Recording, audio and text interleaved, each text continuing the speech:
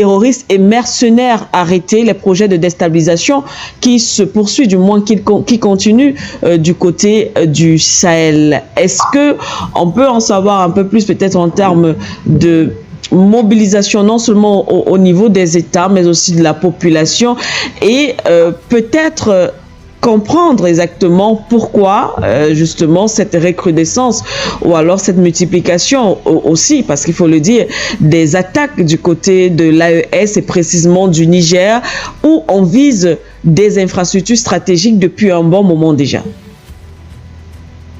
Et merci pour la parole, mais moi je dirais que nous ne sommes pas en guerre avec des groupes armés, nous sommes en guerre avec l'OTAN. Ça tout le monde le sait, c'est depuis 2011 avec la mort de Kadhafi. Oui. Alors, comme en Libye, ils sont venus à visage découvert, alors s'ils continuent ainsi, leurs ennemis seront beaucoup, donc il faut masquer. Donc ils vont utiliser des pays comme le Bénin comme base arrière, ils vont utiliser le Nigeria comme base arrière, ils vont utiliser l'Algérie comme base arrière, à quelque part, avec certains groupes chefs militaires algériens, c'est que la population n'est pas... La population civile, le peuple algérien n'est pas totalement d'accord avec certains chefs militaires, mais il faut reconnaître que certains chefs militaires en Algérie sont des grands trafiquants d'armes.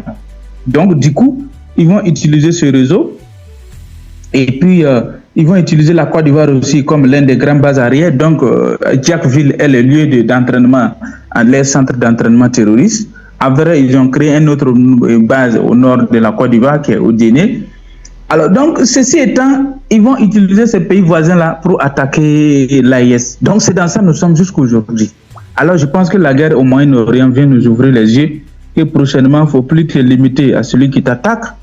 Mais le voisin, c'est qui en sert du territoire pour vous attaquer. Vous pouvez répliquer en les répondant par eux aussi.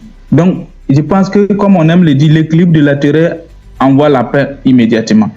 Voilà. Donc, si vous regardez, vous verrez que le président du Faso, son Excellence le camarade président capitaine Ibrahim Traoré, président en exercice de l'AIS, a produit un communiqué hier très clair pour répondre à l'Union européenne et répondre aussi à y mettre en garde toute tentative velléité de déstabilisation du Niger et de l'AIS. Parce que l'AIS n'est pas qu'un seul pays. Nous sommes une famille. Si tu touches à un, tu as touché à eux tous. Donc, en étant ceci, il n'y a pas d'amusement, il n'y a pas de demi-mesure.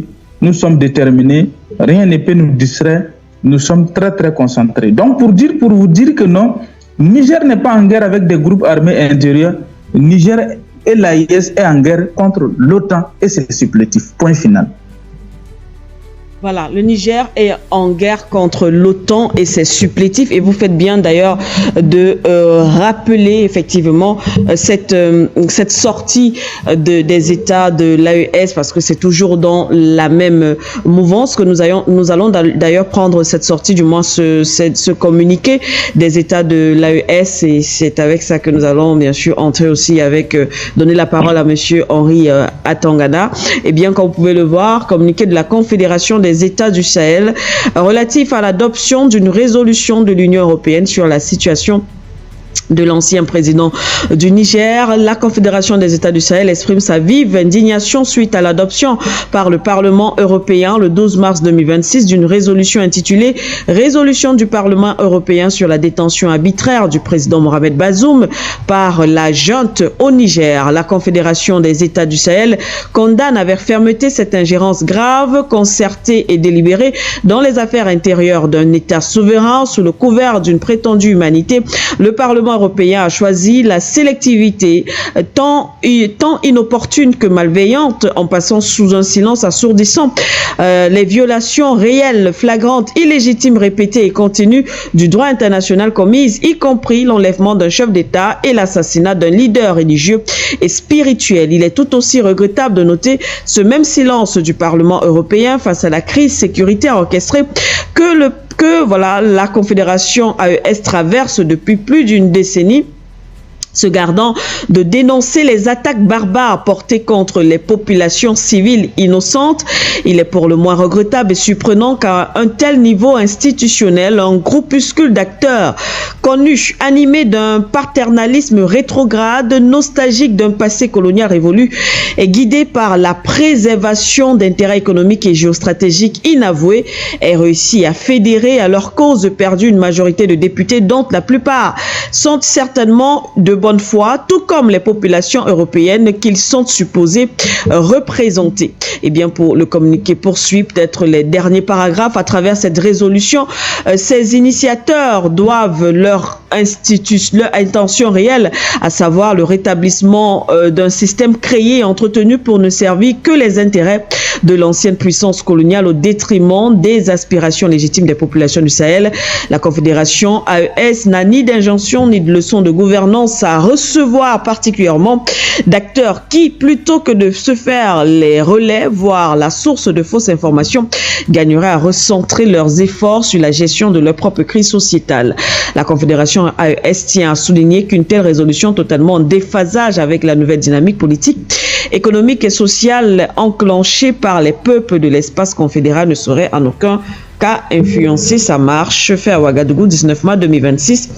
Capitaine Ibrahim Traoré, président du Faso et chef de l'État, président de la Confédération des États du Sahel. Monsieur Henri Tongana, eh bien, le Niger qui traverse donc justement toutes ces situations, on a l'impression qu'il y a comme un encerclement, on a l'impression qu'il y a comme une pression effectivement internationale. Déjà, on voit se communiquer, on en a d'ailleurs parlé des députés de l'Union européenne qui veulent vraisemblablement mettre cette pression justement sur le Niger. À côté de cela, le pays doit gérer sa situation sécuritaire avec toutes ces attaques et justement, on tient à le rappeler et le préciser quand même sur des infrastructures. On parle quand même de 2 aéroports depuis le début de cette année qui ont été la cible d'attaques terroristes. Oui, c'est comme je le disais pendant ma première prise de parole. Oui. C'est-à-dire qu'en fait, je le dis depuis ici, je vous ai dit que les bases militaires sont là pour des projections, pour lancer des attaques sur d'autres pays. Monsieur Podjassé vient de vous le dire. Et c'est ça le fondement du terrorisme. En fait, c'est pour entretenir l'impérialisme. Et je vous disais, et c'est comme ça partout dans le monde. Les États-Unis font ça depuis longtemps. Ils arrivent, les impérialistes en général, pas les États-Unis, mais certains pays impérialistes ont, si vous voulez, ont levé le pied. Quand vous allez regarder que l'Angleterre, par exemple, ils ont arrêté avec la colonisation. Certains pays n'ont pas arrêté. C'est-à-dire que vous avez la France qui a continué, qui a changé la colonisation par le néocolonialisme. C'est une sorte de colonisation. Et entre autres, 14 pays de l'Afrique, plus les Comores, déposent leur argent, les devises qu'ils ont à l'international, au Trésor français. C'est de l'esclavage. Et vous avez l'impérialiste en chef qui sont les États-Unis, qui vivent du dollar. Pour bien comprendre le monde, vous devez comprendre la finance. Comme j'avais dit dans une émission, il faut bien comprendre que tous les pays du monde payent un impôt, qui font de la croissance, payent de l'impôt aux États-Unis. Vous tous. Parce qu'on paye le pétrole en dollars. Donc chaque être humain sur la Terre paye un impôt aux États-Unis. Parce que pour qu'il y ait croissance dans votre pays, vous avez besoin d'énergie. Et l'énergie se règle en dollars. Et c'est ça qui fonde la supériorité. En fait, si vous voulez, quand vous utilisez le dollar, vous donnez à l'impérialiste les moyens d'être beaucoup plus fort et de continuer à garder sa supériorité. Et lui, il vient vous donner l'impérialiste, que c'est l'impression que c'est parce qu'il est américain, donc puissant. Donc c'est vous qui lui donnez la puissance. C'est des choses qu'il faut comprendre. On a discuté dernièrement quand je vous disais qu'Israël est un proxy des États-Unis. Oui. Les gens pensent que c'est Israël qui pilote la politique américaine. C'est leur point de vue, c'est leur accord. C'est important. C'est important, c'est parce que il y a un intérêt actuellement pour l'Afrique à cause de ses matières premières, à cause de son énergie, l'uranium, à cause du pétrole, du gaz, à cause des... Il y a un grand géostratège belge qu'on appelle Bernard Collomb. Je l'avais vu sur une émission de France 2 il y a 20 ans. Et là, à l'époque, je n'étais pas encore très intéressé par la géopolitique. Il disait que quand vous voulez comprendre les guerres, regardez les chemins de l'énergie. Oui. Si vous voulez comprendre les guerres, parce que tout ce qu'on vous raconte, c'est de la communication. Parce que personne ne va vous dire qu'on va attaquer la Libye pour le pétrole, l'Irak pour le pétrole. On va vous dire que c'est parce que on va aller sauver les gens à Benghazi. On va vous dire que c'est parce que Saddam Hussein veut aller des armes de destruction massive. On va vous expliquer Tutsi, c'est parce que les tribus font cela. Vous y croyez? Comme par hasard. Les terres rares du monde pour faire les smartphones viennent d'où? C'est pas de la République centrafricaine, de la République de Congo, l'ancien Zaïre, avec un proxy appelé Rwanda. Ah tiens, comment ce proxy se retrouve à la tête? Ça a commencé par le génocide Hutu-Tutsi. Vous avez vu ça venir? Madame Siké, ce que je raconte, je raconte des faits. Oui. Mais est-ce que quand vous avez vu le génocide Hutu-Tutsi, vous avez anticipé sur le fait que ça va finir par quelqu'un qu'on met à la tête du Rwanda, c'est-à-dire une minoritaire qui, du point de vue démocratique, ne peut pas être à la tête du Rwanda? Oui.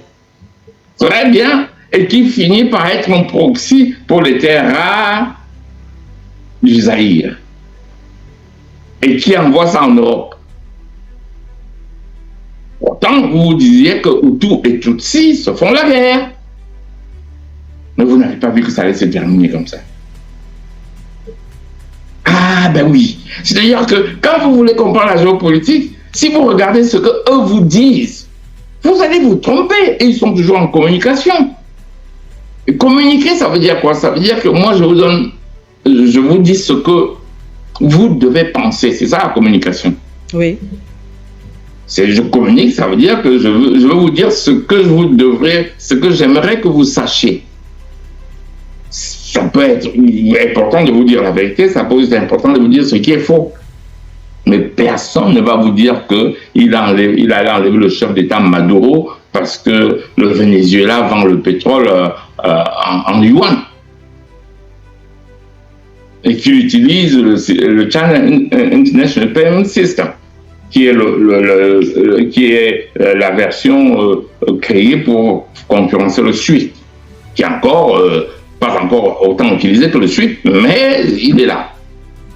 Mais personne on va vous dire que ce président est un dictateur, voilà, on allait l'enlever pour le juger.